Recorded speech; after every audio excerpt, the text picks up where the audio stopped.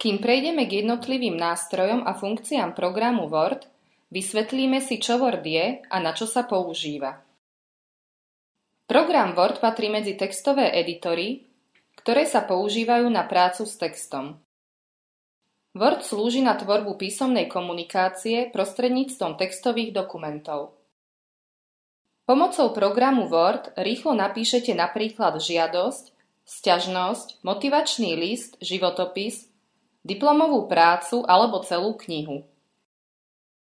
Text vytvorený v programe Word je možné postupne upravovať, kopírovať, elektronicky uchovávať, následne spracovávať a po malých úpravách opätovne použiť.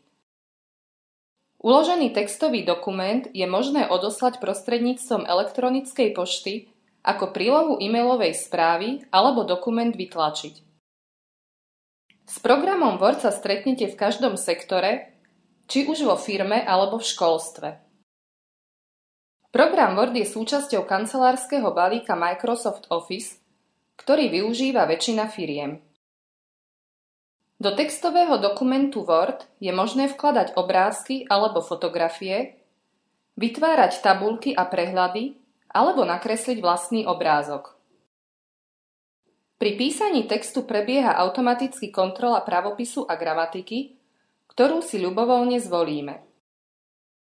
Program Word tak uľahčí prácu pri písaní textov v cudzom jazyku. Kontrola slovenčiny, angličtiny alebo nemčiny prebieha automaticky.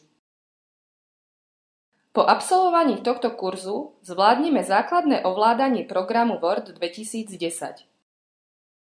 Na jednoduchom príklade motivačného listu sa oboznámime s pracovným prostredím programu Word, jednotlivými nástrojmi a funkciami.